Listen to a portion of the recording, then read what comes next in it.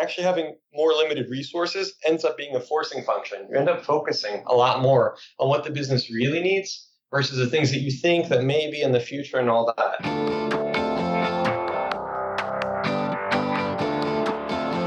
Hey, my name is Felix Tia, and I'm the host of Shopify Masters, a weekly podcast powered by Shopify, the easiest way to sell online, in person, and anywhere in between. Each week, we invite entrepreneurs like you to share what they've learned growing successful e-commerce businesses. In this episode, you'll learn the benefits of a low volume but high margin business. What are the most important fundamentals you need to establish for your e-commerce business, and why you should price your products in a way that allows you to be generous to your customers. Before our show, I wanted to chat about Shopify Ping. It's a free live chat app for Android or iOS devices, and it even works on iPads. Did you know that shoppers who use live chats are almost 3 times more likely to complete their purchase? With Shopify Ping, you can share products, exclusive discount codes, and help customers make purchases instantly. For more information, visit shopify.com/chat. Today, I'm joined by Ori Zohar from Burlap & Barrel. Burlap & Barrel creates equitable global supply chains by working directly with farmers to cut out intermediaries and delivers exceptionally flavorful spices. And was started in 2016 and is based out of Queens, New York. Welcome, Ori. Hey, thanks for having me. Yeah, so in the kind of pre-interview information you gave us, it had a really interesting story about how you and your co-founder started working together. Tell us more about the background of the business and especially specifically the background that brought you guys together around spices and food. Yeah, we had been friends for almost a dozen years at this point, and he was always cooking incredible stuff. He was even working at a handful of restaurants around New York City. And I came from a background of business and marketing. And so whenever he was cooking, I just had to have a seat at the table. And we kind of became friends over many, many shared meals. And actually back in 2010, we decided to start a ice cream business together called Gorilla Ice Cream. We had a little ice cream cart that we pushed around the streets of New York City. We donated all of our profits to a street vending advocacy group, nonprofit. And that was he came to me, and he was a pastry chef at the time and making a lot of ice cream and said, hey, I want to do something with ice cream. And everyone said, that's a crazy idea, but talk to Ori, who's our business friend.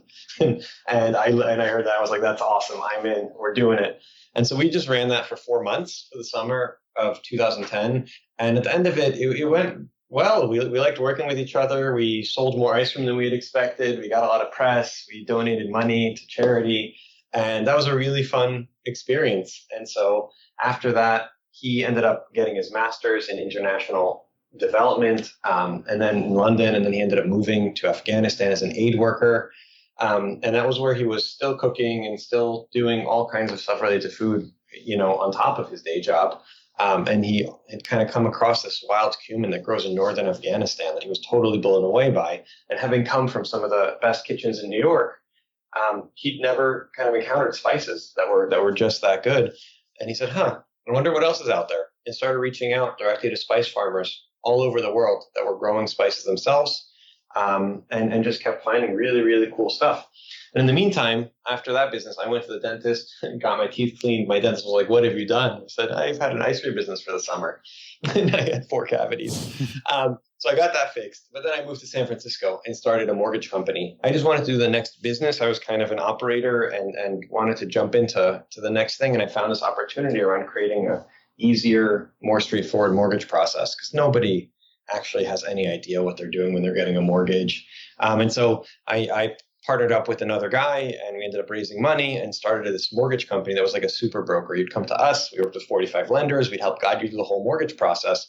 And I had these crazy 4 years of this VC-backed grow. We raised $32 million, had over 100 employees. We're burning cash, every single month that we were operating, just trying to get to this point of break even. And after 4 years, we ended up having this thing. We ran out of money, and we had a signed term sheet, and the investors ended up just trying to trick us to go bankrupt. And so we ended up kind of selling the business, and some of our investors got some of their money back. But I had this crazy whirlwind education on what it takes to raise money and run a business and make all these decisions, hiring people, building a team, what to do, what not to do. And I kind of finished that whole experience. And by that time, Ethan had been back and been bringing in some spices from a handful of farmers all over and said, come on, join me. Let's do this. And so we ended up starting the company Burlap and Barrel. And what we do is we source single origin spices directly from smallholder farmers around the world. We pay the farmers significantly more in the commodity market, and we set them up to be their own direct exporter, which has never happened. We're a public benefit corporation, a social enterprise. And so we work on improving the livelihoods of our partner farmers, and we get our spices into the kitchens of some of the best restaurants in the world. We used to work with 11 Madison Park and Momofuku Co. and indoor dining was still a thing that was allowed. We work with Dig In and Sweet Green, but we also work with home cooks across the country. The pandemic really changed the setup of our business, but that's how we came together. And now we're in our 5th year of doing Burlap and Barrel. That's awesome. Yeah. So lots of kind of weaving in and out of your kind of entrepreneurship life and also your partners, your co-founders' life as well to get to this point. Now you had mentioned that once you had kind of closed down the first kind of attempt, the ice cream business, and then you thought about what's the next thing and decided to dive right into another business. I think it's an important lesson here around like closing down something or finishing one business and starting another. Tell us about that. Tell us about how you were able to kind of transition and pick back up so quickly to start out on your next business. I thought that I would just like accept some kind of like cushy job for a few years sitting around where like the life of the business wasn't at stake anymore, where I could just do my work and not have to worry about some of the bigger questions. But with the last company, my other co-founder, we were called Syndio, my other co-founder had stayed on a transition role. We didn't need both of us transitioning to the new owners. And so, I took actually it was kind of 9 months in between just the roles. And so I took some time. I was working a little bit part-time. My co-founder Ethan for Burlap and Barrel had already started getting things in motion and was bringing spices in and all that. And so I don't know, like the more I dug into the opportunity, the more it sounded really interesting and really compelling. And it's hard to run a company, and it can feel lonely, and it can feel stressful. And you're hiring people, you're firing people, you're trying to make payroll and all of that. And so one of the big things that at the end of Syndio, the mortgage company, I wanted to take a different approach. And so with Burlap and Barrel, instead of being a regular for-profit venture-backed high growth, we've been bootstrapped. We've been profitable almost the entire life of the company. We've had very few employees. So we've been trying to, how do we operate in a really lean way versus hiring for some team that hopefully we'll need to use in the future. And so this company is almost like a mirror image of the last company in how it's set up. And being able to do e-commerce and being able to use Shopify has been one of the key things that's allowed us to kind of operate this company in a remote, low overhead way. Got it. Yeah. So you were talking earlier about how you raised a bunch of money, $32 million, had a big staff, and we're just constantly chasing that profitability. So tell us more about this experience, this lesson that you kind of hinted at around raising money and the kind of pros and cons that you experienced through it all. Yeah, I think venture capital can be an incredible force to help a company scale up and grow and take over the world. But it's not the right fit for most companies. And I think so many entrepreneurs celebrate raising giant chunks of money. And often, like, it seems a little bit kind of counterintuitive to me because you're saying, hey, we weren't able to do what we wanted to do profitably. So we had to sell a meaningful chunk of our company in order to make this work.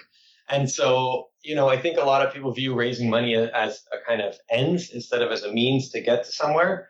And, what we were doing is we were constantly it felt like there was a plane that was taxiing down the runway, and either we were going to crash and burn at the end of the runway, or we were going to figure out how to change all the parts and build all that to get it to take off and fly. And that was just so stressful, like the idea of we had all these employees that we had convinced to join the company. We had to look them in the eye and say, hey, guys, give us another 2 weeks until we can make payroll. Give us a little bit more time, or we're almost there. We were always kind of chasing. And what was really challenging about that is that I think with also our investors, we're looking for a business that would grow like crazy. And they don't care that much whether it's our business or somebody else's. They have 20 investments, 50 investments, whatever. They don't care that 80% of the companies will go out of business trying. But we did care because we had only one company and this was our only ride. And so I kind of wish that we had a little bit less of that pressure and we were able to take a little bit more time to figure out like the engine of our company, how it worked, how we could be profitable before we built out a marketing team and we built out an engineering team and we built out all these other things because employees are really expensive. And if you're not able to deploy them in a way that helps your business fundamentally grow and increase your margin and improve the dynamics of your business, then it can be the thing that eats your business alive or forces you to make short-term decisions that end up being bad for your business. So how can we spike revenue this month? it doesn't matter that we're spending more on acquisition than we make back in revenue. And so those are the kind of like lose-lose situations that we found ourselves having to consider between, all the time as we were doing this venture-backed business due to kind of external pressure. And with Burlap and Barrel, we don't have that. We're kind of the masters of our own destiny, and we don't have these same, deadlines and superficial goals and other things like that. So it's been really freeing to be able to run this business in the way that we want to run it and at the pace that we want to run it without like trying to like hurdle towards some kind of potential massive payday, really far into the future. There's this kind of aspect of moving too fast for your own good when it comes to a business, either growing too fast or taking a bunch of money that you now have to work hard to make pay off. When you are, running Burlap and Barrel, do you kind of try to maybe like artificially slow down the business, kind of take your time, or like what are some ways to make sure that you aren't kind of stumbling as you're building the business? Well, with the venture capital model, what motivated us were these external, milestones of saying, hey, if we get to this number in revenue, we can then raise at some multiple of that revenue, and then we'll have enough money to like for the next 6 months, and then we get to the next revenue. And like we were constantly like kind of chasing these external metrics, and just trying to make the numbers look good. With Burlap and Barrel, we get to like I think the largest promise is how do we make sure that we keep the promise to our customers where we get them what they ordered on time in a good way, how we keep bringing them fun and interesting and surprising things. And what we get to do is really do this what I call like a high margin low volume, which is through direct to consumer, versus chasing a low margin high volume model where it doesn't like maybe we made $10 million in revenue but we only cleared 1 million in profits. Instead, I'd rather do 1.6 million and clear that same 1 million in profits by doing the direct to consumer model. So we really get to kind of chart our own destiny, decide how much we want to grow, decide when we want to grow. And because we're kind of well resourced now, we don't have to make some of those decisions. We don't have to kind of bet the company anymore. What we're instead is we're investing in parts of the company that we hope will help us grow, in the next 6 months. But there isn't that same existential stress, and that can really put blinders on you. You end up doing a lot of things that are urgent and not important, instead of things that are kind of not urgent, but really important to building out the company over the next few years. If that's your kind of time horizon, is to build a long-term sustainable company, you decide things in a really different way than if you're like, I want to exit in 4 years, let's spike revenue no matter what, and then it'll be somebody else's problem once we sell this company. So you mentioned that there's this low margin, high volume versus high margin, low volume type of business. Can you explain more about why one is more attractive to you than the other? The high margin, low volume version of the business. Yeah, and since we're a food company, let me just give you a food example. So we hear so many entrepreneurs that are saying, if only I can get into Whole Foods, that will be the day. Like that will be the best thing I could possibly do. And the reality is that when you work with any massive grocery store, any big seller, they end up taking somewhere between 55 and 70 cents on the dollar. And so now what you're doing is you're a small company, so your cost of goods sold is still relatively high. Your margin is still relatively thin. And now to work with this company, what you're doing is saying, okay, I'll do millions and millions of dollars in sales through Whole Foods. And then hopefully through that, I'll be able to scale up. I'll be able to build margin later. So you're kind of betting the company on the idea that this will all pan out. And then you also have this crazy concentration risk, because if Whole Foods says, you know what, it didn't sell well, then what do? Then where do you go? You don't have other channel partners because you're kind of dominated by this one big player. And so what you're basically doing is, let's say I say that's what I'm going to do, and I want to drive $10 million of revenue. And ideally, I can eke out $1 million in profit through that.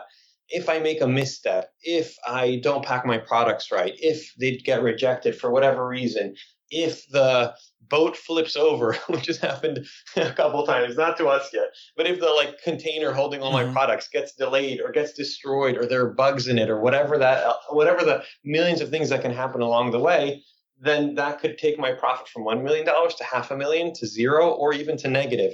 And so you're kind of playing this game where you're teetering on this edge of profitability. And if that doesn't go well for you, then you need to raise money and sell meaningful chunks of your business.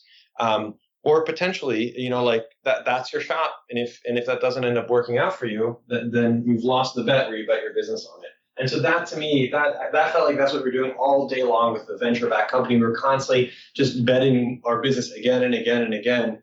And that's a really stressful position to be as an entrepreneur and as a founder. And what I had wished we had done is spent our first few years setting up a really strong fundamentals of our business. We could have been a lot smaller, but we would have been profitable. And once we knew the fundamentals, we could have thought about whether we want to scale or not. So like I think about that, like let us get to base camp at Mount Everest. Let's not just try to go from the bottom and try to scale Mount Everest immediately. Because then you can either say, great, organic growth is going really well. Let me keep doing this. Let me try to double and triple. Or you can say, great, now I understand how this works. I understand where my profit margin is. I understand how the business and all the dynamics of it and what the risks are. Now let me raise money. And now let me make sure that I can grow by 10x or 20x in the next 12 months. And so you kind of preserve that optionality when you go in that way. And so that's what we've been doing a lot with Burlap and Barrels to say, how do we import spices? How do we pack them? What do customers want? What are they interested in? We email a lot of our customers and just say, thanks for buying. What could we have done better? What would you have preferred? And so what we're doing is we're learning and we're figuring out how the model works better and better. And what we've decided is that we don't need to raise money. We don't need to have a massive warehouse that we own. We don't need to have a massive packing facility or any of that stuff. We can just keep growing, keep reinvesting the profits in our business, and still maintain that. And literally the difference is between, do you want to do a lot of sales at a 10% margin, or do you want to do fewer sales at a 60 or 70% margin? And you end up with the same amount of revenue, but the one that's kind of bootstrapped, the one that's powered by our own customers, means that we have a lot more loyal customers. It means that we have a lot less concentration risk. And it means that we can kind of control our destiny in a much different way. And so this has been really, really wonderful to be able to kind of have this hypothesis. Like when I was in the venture-backed role, I was like, I think there's a better way to do this. And now with Burlap and Barrel, kind of over 4 years in, it's like, oh, there is a better way to do this. And we're doing it that way now. Yeah, you mentioned setting up the fundamentals. Can you say more about this? What does that mean for a business? Maybe specifically like e-commerce business. What are some of the fundamentals that you now try to make sure that you get right, or that you recommend other entrepreneurs focus on making sure they understand really well or set up really well before they kind of move on to the next stage?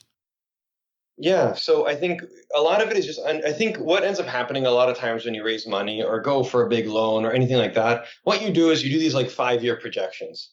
And the person that you're presenting to knows that you're making it up and that they're going to be like wrong in 1 month from now. You know that you made a ton of guesses, you know, all the numbers and everything that goes in there because you had to build this together. And everyone says by year 5, we take over the world. We own 10% of the total market. And it's this like funny lie that both sides kind of uphold to be like, maybe that would be great. And so instead, what we got to do is say, okay, how much do spices cost? How much is transporting them cost? What about a warehouse? What about packing them? What about shipping them? What about boxes? When do they break? When do they like all these like kind of hands-on operational questions of how all this works? We got to answer all of those first in a pretty small way. For the first year, my co-founder registered his living room as a spice processing facility, had over 1,000 kilograms of spices in there, and was just packing things by hand himself. And I think what ends up killing a lot of businesses is you end up investing in your business in a lot of hypotheses that you don't have proven out. And that investment could look like I've heard of a company that pre-ordered 500,000 jars and ended up not working. So they were like, oh my God, now I have to destroy these jars and I'm out all this money. A lot of companies will hire people way too early, or they hire somebody for a role that ends up either not being a good fit or not being the right role for the company. So companies will often hire salespeople way too early and say, you sell my product. I don't know how to sell it. You sell it. Or even at my last company, we had a 15-person marketing team. We had a 20-person engineering team. And employees are so expensive. If you look at the books of any company, the number one expense is salaries and staff-related costs. And so nothing wrong with hiring people, and you should hire them as you need them. But just know that what the expense is, and say, hey, do I need to pay somebody $5,000 or $10,000 a month to solve this? Or can I find a more clever way to solve it for $1,000 a month? Maybe it's a part-time employee. Maybe it's an outsourced expert. Maybe it's something like that. And so that's where I think a lot of companies end up kind of running into real cash problems, is they just end up hiring too big of a team than what their business can support. And then that ends up being really challenging. earlier on in the business, we could have either set up our own, packing facility and warehouse, and we would have had to sign a 10-year lease and spend probably hundreds of thousands of dollars on machinery and equipment and improvements and all this and that. And then we would have probably outgrown it 6 months to a year later. Instead, we work with a co-packing facility and a fulfillment center, and we have maybe 8 people at each place working full time on our business, but they're not on our payroll. And we do pay them every month, for their services, but we don't have to have that overhead. And somebody calls in sick, I don't need to worry about their shifts. And somebody quits, I don't need to worry about that. And they have all the paperwork and insurance and everything else that kind of we need to support, not just our business, but all the other businesses they service. And so we end up getting a much better we get a much better level of service and access to much bigger facilities and better equipment than if we would have done it ourselves. And so I think that was one of the big lessons is I think I had come into the last business thinking, if I want it, then I should build it. And this one, we're saying, listen, if we can do it better and it's core to the business, we should be doing it. Everything else, let somebody else do. We don't need to be the ones putting jars of spices inside boxes and taping them closed. We can have somebody that has a team trained on that has a fully optimized warehouse to just move volume. And then when something big happens, like we get into the news or we get into, we send out a newsletter about a big launch, they can just assign 20 more people to our account and just move stuff in a way that we would never be able to do if we were doing it ourselves. I think there's something to be said too about how important it is when you are bootstrapping a business to kind of basically, for at least for the most part, taking the right steps in the right order. What were some of the key focuses that you as a company focused on in that first year when you are just starting a business from scratch? And I think you're totally right with that. When you have money and when you fundraise and investors expect you to spend it, they expect you to scale really quickly. And so in the venture capital model, we ended up hiring at the mortgage company, we ended up hiring a full team before we even knew. Like we didn't even know, we think we should sell in this way to these people. So let's hire somebody full time to do that. And actually having more limited resources ends up being a forcing function. You end up focusing a lot more on what the business really needs versus the things that you think that may be in the future and all that. So a lot of what the first year was trying to understand the fundamentals of the business, of saying, where are we getting our product from? How do we work with our suppliers, which in our case are our partner farmers? How much is transferred? Like it was validating all these core hypotheses over saying, hey, what's an average order for us? Okay, let's say an average order is $65.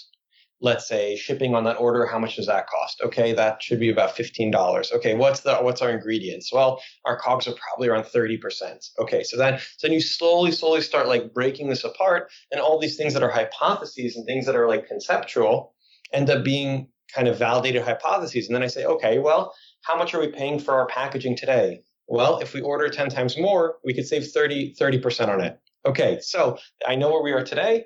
So you just start slowly planning and slowly scaling all that stuff up. And what you end up seeing is that you have a much more organic way of growing. And that like, we feel that whenever we grow and introduce new spices and add new sizes, there's a lot less risk to it. So for example, we had only, 12 or, in the first year we had maybe only 12 spices when we started, and we ended up growing that to about 20. We have 45 now. But the idea is that in the first year, customers would buy stuff and we'd email them and say, hey, how'd you find us? And they tell us how they would find us. So that gave us insight into marketing. We'd say, what other spices would you like?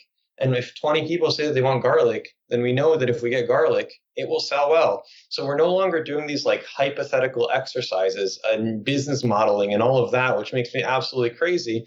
We're instead talking directly to our customers. And so often they tell us what they want and they tell us what they would prefer. This year, we've had a lot of customers tell us in 2020, at least, tell us that they wanted a sifter cap in the spices. And we'd never had that request before. But because of the pandemic, we had a lot more people that were cooking at home and going online and buying spices that way. And so they wanted sifter caps. And we wouldn't have thought of this ourselves. And because they did, we did that. So we changed the mold of our jars at our jar manufacturing. And now we're slowly rolling out sifter caps across our line, and people are so happy about it, and it's creating loyalty, and the customers are thrilled that we listen to them. It's reflecting itself in sales, and our product is getting even better for all the new customers that are just experiencing our products for the first time. We have a product that's much better thought out and much better serves their needs. And so that's just time and time again, just through having conversations with our customers, seeing what they like, seeing what they don't like, seeing what they wish we had, which on one hand is not a scalable approach. But on the other hand, if I can have 10 conversations with customers every week it will make me a lot smarter. And if we make it really easy for our customers to reach out to us and tell us what's broken and see what's lost and see what's not working and see what delighted them, then every time we launch something new, a new feature, a new product, a new way of doing business, it will be pretty low risk because we know from all the customer feedback that it's something that they would be excited about. Yeah, I think it's important that the two things you said, which is around this focus on scalability, sometimes is, especially right off the bat, is forcing you to zoom past valuable learnings that could potentially change the structure of your business, right? That you don't, if you focus so much on, outsourcing customer service, not paying attention to it, then you lose all these opportunities that you're talking about, that you're finding that's super valuable to someone that's running the business itself. And you mentioned too about how sometimes problems cannot be solved by just throwing money at it. It actually does worse, right? It actually hides a lot of the problems that will blow up in your face later.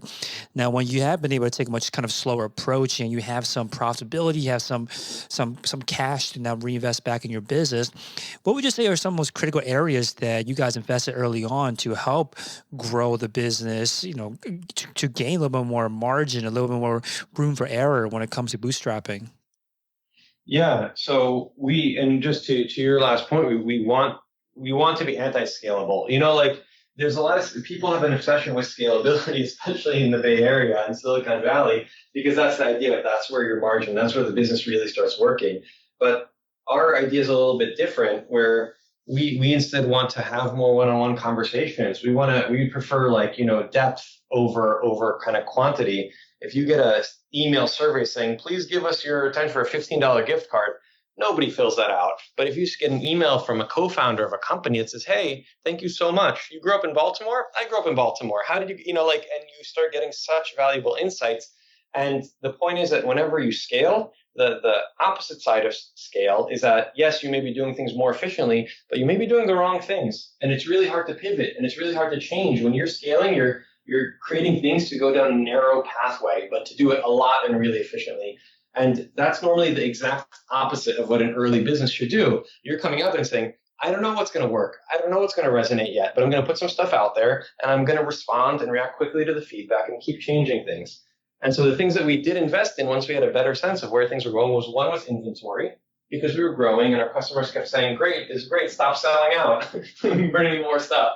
So we invested heavily in inventory. We moved from my co-founder's living room into a professional co-packing facility. We moved to a fulfillment center. Yeah, so our philosophy in how we invested in our business was just the idea that what's high value and what's low value. High value are the things that only me and my co-founder are uniquely positioned to do.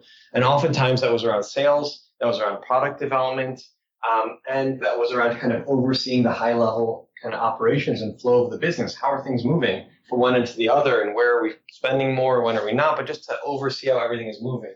What was low value is we didn't need to be the ones putting spices in boxes, and we didn't need to be the ones that were kind of shipping and putting shipping labels on, or having a massive warehouse or a storage facility or anything like that. So we tried to get that stuff elsewhere. And I think that a lot of early stage entrepreneurs think that there's these massive, minimums for fulfillment centers and for packing facilities, but you'd be surprised, especially in the age of Amazon, and with the massive growth of e-commerce in the past few years, there are a lot of warehouses and fulfillment centers that are just waiting for small companies so that they can come in, get in there when they're small and be able to grow with them.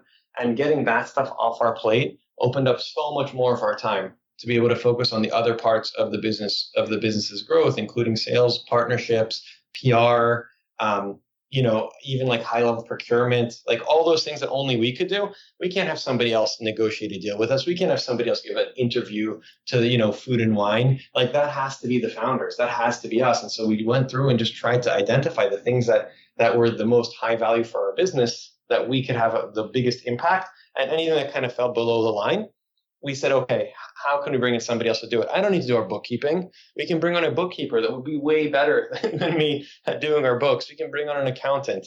And so we just started figuring out who are the people, what is the kind of support network that we need around us to be able to manage the day-to-day of these things so that we can still oversee it, but also put most of our time against the things that are behind it, helping the business grow as quickly as we can. Awesome. Now you had gone from an industry with ice creams to mortgages and Silicon Valley, now to spices. Obviously, very different industries, different customers. How did you catch up? What did you do to catch up so you feel comfortable operating in these different industries each time? Yeah, I've always been an entrepreneur that has a partner. Like I've never been a solo founder. Some people can do it, and that's incredible. It's not something that I would ever learn how to do. My expertise is in kind of thinking about the operations and around the kind of business building side of the entrepreneurship. And I've always had partners that are incredible, like subject matter experts. And there's some fundamentals that like whether it's a mortgage company, an ice cream company, a spice company, a legal firm, like anything that you want to do where somebody's a subject matter expert that goes in deep and really knows the industry and the information inside and out.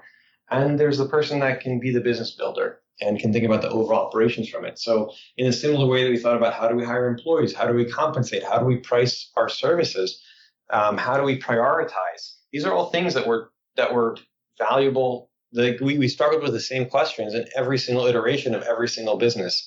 And so I think that there are some things in entrepreneurship that are closer to like a muscle that the more you exercise it, the better you get at it. And you'll just do it again and again and again. And so, I think that was what helped me move from time to time. I still was like a kid. I was still learning a brand new thing. I love learning about spices and I'm learning more about it. And my cooking's getting better every single day. But that was not the high value. Like my knowledge of spices was not the thing that I was bringing to this business. It was around looking at our pricing, looking at our margins, looking at our kind of how we're paying and how we're structured and how we're strategizing and how we're taking advantage of having limited resources and prioritizing. That was what I was able to bring to the table. And that was the secret sauce for me. While my co-founder was just making magic with PR, and he was sourcing incredible spices and traveling around the world and meeting farmers and setting up that side of the business. And so we were like two sides of the same coin. We complemented each other really well, but we also represent very different expertise that was really valuable for our company to have both of those expertise present in spades. Yeah, so most of the listeners on this podcast are probably either a solo founder that's doing both the subject matter expertise and also the business building, or just the business building side. So when you talk about that, like what are some of the focuses on that first year when you are focused on the business building aspect of it? Hey, real quick, if you're enjoying the show, please leave us a review on iTunes to let us know what you think or what you'd like to hear more of. Now, let's get back to the interview. I think a lot of entrepreneurs, what they get wrong is they underprice their product. They're looking at it as like, oh, I buy this, I put it together here, all this, it should be $5. Where in reality, you just need to look at it and be like, okay, we're going to have some packages that get lost. We're going to have some returns. We're going to have some unhappy customers. And what we really need to do is price it in a way that we can be generous to our customers and be able to say yes and help them and thank them for taking a risk on a small and goofy company. And so I think too often entrepreneurs end up underpricing themselves. And then when things go wrong or shipments gets lost or stuff breaks, they're like, well, I can't cover that. That wasn't part of the deal. I'm not Amazon. And so I think one of the big things is to be able to build in just enough margin so that you can say yes to your customers and delight them and surprise them and throw in an extra goodie and just constantly just help them feel excited that they're working, with a small company and helping it grow. I think another thing was we always try to think about what are things that a small company can do in ways that are way better than a big company can do. And so one of those things is having a co-founder reach out to a customer. So we spent a lot of the time in the first year talking to our customers. And I think too many people sit and hypothesize and think big thoughts. And what we do instead is we email our customers and talk to them. You might see this as a recurring theme, but communication with our customers has been really important. And what that ends up doing from a business side is the customer is delighted to hear from a co-founder. We get really valuable feedback. And then the business is able to get kind of better and better over time because we're able to hear directly from them. We don't need to think about something. We now know because the customers told us what they wanted and what they liked. And then I think the rest of it is just around I think we all have hypotheses on how the business runs, but, if you can get going in a low cost way, I think also too many entrepreneurs think that to get started, there's this huge bar, there's this really high hurdle for doing it perfectly and designing your packaging perfectly and all of that. And when instead our packaging was my co-founder putting spices into a little pouch, in some cases handwriting the label on it. And you know what? Like on one hand, no, that doesn't look like the products at Whole Foods. But on the other hand, this was packed by hand by the founder of the company. Like, how cool is that? And so to look at these things that kind of on the surface feel like competitive disadvantages, but actually could be competitive advantages that tell a story, that tell how close you are to your customers and to the product. And so that was really a lot of what the business was built on in the early days, was around how can we as a small company make it even more special? Like, look at how cool stuff is on Etsy. Or everybody's like, wait, I get something that's handmade. Like, that becomes a product that's worth a premium versus, I think so many founders, I hear them talk about their products as being the opposite, needing to discount them because they don't look flashy and shiny and all of that. But I think it's something worth leaning into that can actually feel a lot more like a competitive advantage. Yeah, I think that's a good point about how there are advantages to go deep with each customer when you are small. It's funny when you talk about like handwritten notes or handwritten packaging, like big companies will pay lots of money to have handwritten notes and handwritten packages on their products. So if you have that opportunity, you should definitely, take advantage of it. Now, you mentioned, like you said, there's a theme here, which is that you really try to stay connected and stay in touch with your customers and want to have these conversations with them. So when you do have these conversations with your customers, what are some of the most important questions that you usually have in your head that you want to try to get answered? A lot of it ends up being almost like conversational format. Like, you send somebody a survey and you're going to get really superficial answers, but oftentimes the most important information ends up getting exposed in a second or third email. And so what we just want to get overall is to hear from them kind of what we could do better, and often, or what delighted them that we shouldn't stop doing. And so, but oftentimes it'll just be a personal note, seeing where they ordered to, seeing if it was a first order, if it was thanking them for it, if it was a second order, seeing what brought them back. And just kind of, it ends up being like, I would almost think about like how you want to like talk to a friend more so than how you want to talk to like a faceless, whatever. But like for us, just to give you an example, what we found out is that we thought that our customers would be kind of probably in their 30s, probably in cities, probably Instagramming all their food. People that really care about where their food comes from. And what we found out is that our customers were primarily women, primarily in their 50s and 60s, and primarily outside of major cities. And this was in the first couple of years that we saw this, and our audience has expanded since then. But then it made sense. Like, it made sense because they're cooking 3 square meals a day for themselves and their families. They're really knowledgeable cooks, and they have some disposable income. And they're not anywhere near a local grocery store. So they're used to or a high-end specialty store. And so they're used to buying the things that they love online. And so they get it. We don't have to convince them to not go to their Whole Foods. They're already buying great ingredients online. And like, we wouldn't have known that if we didn't email our customers. We also noticed that we had like a higher percentage of @AOL.com email addresses. And we're like, what's going on here? And we realized that our customer base was a little bit older, but there was so much gold in those interactions. And so then we made our website higher contrast. We increased the size of the text. We made bigger, kind of bolder images. We added a lot more text on the page because it seemed like our customers really like to read about the products and would read every word on our website and ask us even more detailed questions. And so I think so many companies don't have that connection to their customers, or they assume that connection to their customers is impossible. So like, we try to automate things like, how do we catch incorrect addresses, right? We added address verification. How do we say somebody doesn't know where my order is? So we should make it a lot easier to track your order and be better about proactive emails and all that stuff. But what I want is we now have a team of customer support people that all were existing customers that said, hey, I love your business. Can I help out? And they look and cook like our audience. They're super thoughtful. And so when somebody says, hey, there's this new spice that I've been thinking about, what do I do with it? I want somebody that's a cook to come in and talk to them about it. I don't want somebody that's outsourced in another country that maybe never even tried our spices. That's going to be a much different conversation than somebody who cooks with our spices every single day and loves them. And so that's what we've been trying to say is like, I want to maximize like face-to-face time, but in these like high value moments, in these moments where somebody's coming in and would love to talk to somebody who's an expert, versus doing the exact opposite where like every airline has done and every cable company has done, which is just outsource to the lowest cost possible. And then you just have these really high friction and really frustrating interactions with your customers. And instead, there's a moment there where the customer is upset or confused or has a question. We can either win them over or we can lose them forever. And by having, thoughtful, expert, professional customer support people that know the spices really well, we're able to turn those from like questions into lifelong customers. And that's worked again and again and again. And in the beginning, my co-founder and I were doing that. So we got to do the template for that, for what customer support should look like. And then when we brought people on, we were like, hey, shadow us. Let us show you how we do this. And they just jumped right in and they figured it out immediately. And it's been really wonderful ever since. Yeah. So one thing about your website, you did mention that there are lots of, a lot of text basically explaining more about the product, the origin, the farmer that's involved in it. So there's always this kind of question about how do you build a better product page, and there's a lot of emphasis on a lot of photography, which you still also have lots of great photography. But when it comes to text, that's usually sometimes ignored, where we don't spend enough time creating the copy essentially that goes on the product pages. How did you know that your customers wanted to read more about the products itself? Well, we said at the beginning, we don't know what our customers are going to want. Maybe they'll want social proof. So we added reviews.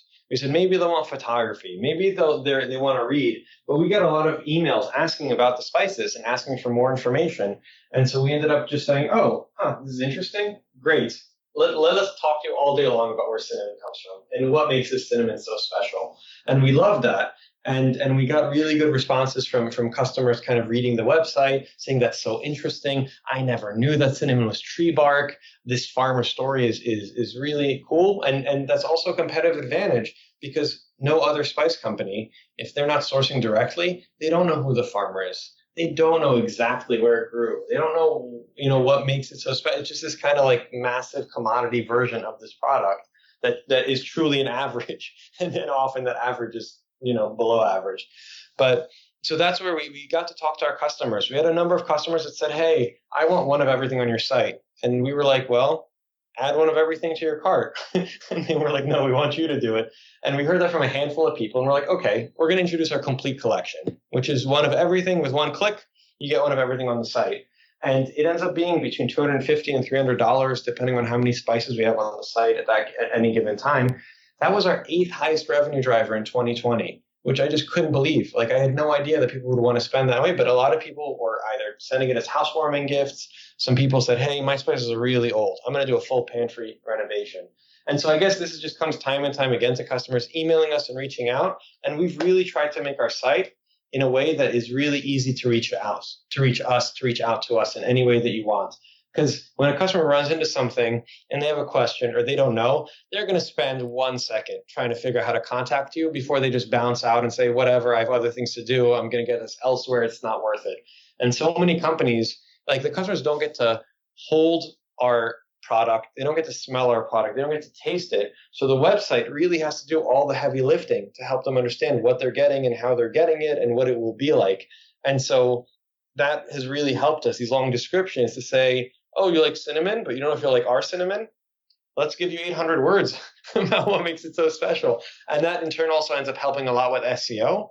And that also has helped a lot with PR because, opening up these stories of where spices come from, we know where everything else in our pantries comes from: our meat, our produce, our grains, our coffee, our chocolate, our tea, our wines. You wouldn't buy wine that you didn't know where it came from. And so that's been a really big part of saying, hey, spices too. We know that this hasn't been an option, and most places will have no way of telling you because spices come from many countries and many farmers, and take years to get into the country. We're changing that, and so that is again like one of the competitive advantages that we have is to be able to share with you where they come from and what makes them so special. Got it. You had mentioned to us that the business was first focused on restaurants and amazing restaurants that your products are being used in, but you had this goal in mind of eventually transitioning into home cooks being your main customers. Tell us about that the business model shift when that happens, when you go from kind of a B2B business over to a B2C business. Yeah, we did what was in front of us, and what was in front of us was my co-founder emailing his chef friends and saying, "Do you want some spices?" and then going door to door and then doing all that. But that ended up actually that was a really good place to start because it legitimized us. It's the same way that like Under Armour sponsors athletes. You could be like, look at all these incredible chefs that you admire that are using our spices. Don't you think these would be good in your home kitchen too? And then we realized something that everybody told us was the wrong way to do things, but ended up being really helpful. As we said, we're bringing these spices in. We're bringing them in usually in like big 25 kilogram, 55 pound sacks. We said, we don't care how we sell them. So we started selling them in food service, which was in like 1 pound, 1 quart containers. Then we started packing them into jars, which were half cup or 4 ounce jars. And then grocery stores were like, can I have these? And we're like, yeah, sure. And so they were packed in cases of 12. So we said, do you want to buy a case of 12? And they said, yeah. And then some of our bigger restaurant customers and even some food manufacturers came along and said, hey, I want your spices, but I can't afford them at the price. And I don't want like 50 1 pound containers. Can I just buy a sack? And we were like, yeah, sure. And so we were 2 full-time people with 4 lines of business. We would sell to food manufacturers, to restaurants, to grocery stores, and direct to consumer. And everyone said, that's insane. Each one of those could be a business in and of its own, and you need dedicated teams and this and that. And we were like, no, it's all being sold through Shopify. We have the inventory. It's easy for us to pack it in the different sizes and to just get it out of the shelves. And so in 2020, what ended up happening is direct to consumer took off. We were 50% of our revenue came from restaurants in 2019. And with the pandemic, that went to just about zero as all the restaurants closed and indoor dining was banned and all of that. But everybody was cooking at home, so direct to consumer grew and grew. We always knew we wanted to be mostly indirect to consumer. And the reason for that was that we get to email our customers directly. We get to have that direct contact with them. We have tens of thousands of customers that are ordering. And we get to interact with them again and again versus one massive customer that could pull us off their shelves, and that would be the end of our business. And the other point is that direct to consumer is higher margin. And so what we're able to do is we're able to do more fun stuff with that margin. We can cover shipping. We can add free goodies. We can have extra spices. We can launch new things. We're working on a fun sheet of magnets just for fun so people can throw it on their fridge. We made kitchen towels that have our logo on there. So we've been able to kind of have a lot more fun and try to make the direct to consumer experience a lot more interactive, a lot more interesting, invest more behind it, pay our customer support people more, pay our farmers more, do all these things that has helped grow our business in ways that would have been challenging to do through the kind of higher volume, lower margin channels, at least at this stage of our company's life. Got it. Yeah, you had mentioned that you have the system set up too to be able to tackle all of these different channels that you're selling through. Can you tell us more about what goes on in the back end of your business? Like, what are some of the tools or apps that you rely on to run the business? Yeah, absolutely. So everything is through Shopify. All of our sales, everything happens through Shopify. And so sometimes if we have a restaurant or a grocery store, they'll email us their order and we can put it in behind the scenes on our end. And what we've done is we've done a few things. We kind of coded a custom wholesale store. So if you log in and you're tagged as a wholesale customer, and you'll see only our wholesale products. So you'll see cases of jars, you'll see sacks of spices, you'll see all that. So you can kind of order that yourself if you want to, or we can just service it ourselves through there. We use, the bundles app to create easy bundles. We have a DIY bundle. We've just tried to time and time again, I think it's really easy to look at companies that are 4 or 5 years in, and you look at your website 1 year in and you're like, I want it to be like that, or I shouldn't launch until it's like that. But what we instead did is we said every week, we're going to launch something new for the website. We're going to do better photography. We're going to upgrade our reviews app. We're going to change the way that, referrals are added. We're going to add a gift note. We're going to improve the packing slip. And so every week we just have a product that we would just implement on the site. And then slowly over a year, over 2 years, the site got a lot better and looked a lot more professional, and then it becoming a better and better experience for the customers going through that. So we are still all in on Shopify. We use a bunch of different apps. Stamp.io does our reviews. We have all the free shipping bar. We have advanced shipping rules to figure out how to make a nicer, have the shipping rates display in a nicer way. If anybody ever wants to know all the apps that we use, they can just email me directly. But really, Shopify has been the core of that business, and it's allowed us to run our business. All right, so burlapandbarrel.com, and I'll leave you this last question, Ori. What would you say is the key goal that you want to reach as a business in 2021? That's a great question.